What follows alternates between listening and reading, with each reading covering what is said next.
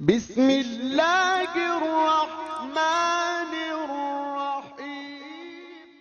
الرحیم ورحمۃ اللہ وبرکاتہ۔ دوستان محترم، ہمیں امید ہے کہ آپ اللہ رب العزت کے فضل و کرم، شکر و خیر و عافیت کے ساتھ ہوں گے۔ خبر سامنے آ رہی ہے، گردش کر رہی ہے، لوگوں میں ایک تشویش پائی جا رہی ہے کہ سعد رضوی، علامہ خادم حسین رضوی رحمۃ اللہ تعالی علیہ کے صاحبزادے جو امیر ہیں تحریک لبیک یا رسول اللہ صلی اللہ علیہ وسلم کے، وہ بک چکے ہیں۔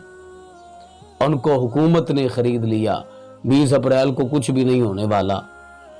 اس کی اصل کہانی کیا ہے ہم آپ کو بتاتے ہیں، لیکن اس سے پہلے چھوٹی سی گزارش کہ اگر آپ نے ابھی تک ہمارا چینل سبسکرائب نہیں کیا تو ہمارے اس چینل کو کریں سبسکرائب اور بیل آئیکن کو دبائیں تاکہ اس طرح کی لیٹسٹ اور نئی سے نئی ویڈیو آپ تک بآسانی پہنچ سکے۔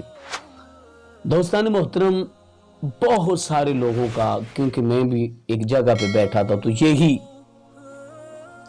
گفتگو، یہی ڈسکس ہو رہی تھی کہ یہ جو سعد رضوی ہے یہ بیٹھ جائے گا، یہ کچھ نہیں کرنے والا، یہ پیسے لے گا، پیسے لے کر حکومت اسے خرید لے گی، حکومت نے اسے خرید لیا ہے۔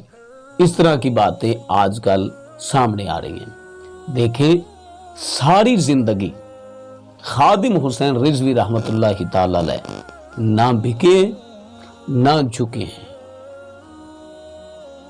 دین کے معاملے میں، عزت مصطفیٰ کے معاملے میں، ناموس رسالت کے معاملے میں، دفاع صحابہ کے معاملے میں خادم حسین رضوی رحمۃ اللہ کی تعالی علیہ نہ جھکے ہیں نہ بکے ہیں۔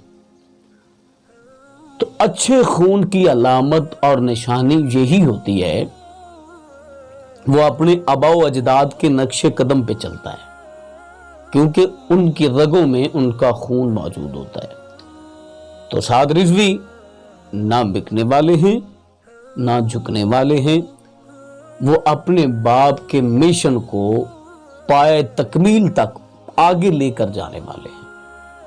اور یہ جو باتیں کرتے ہیں نا کہ سعد رضوی بک گیا، بک جائے گا، حکومت خرید لے گی، ڈر جائے گا، ایسا نہیں ہونے والا، ایسا نہیں ہونے والا۔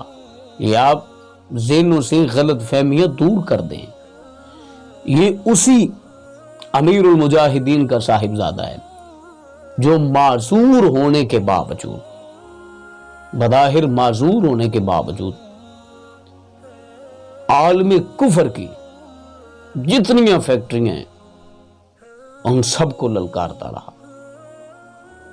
یہ اسی کا صاحبزادہ ہے جس کا بیان سن کے مودی بھی لرز گیا تھا، ٹرمپ بھی لرز گیا تھا۔ یہ اسی کا صاحبزادہ ہے، یہ بکنے جھکنے والا نہیں ہے۔ اللہ حافظ۔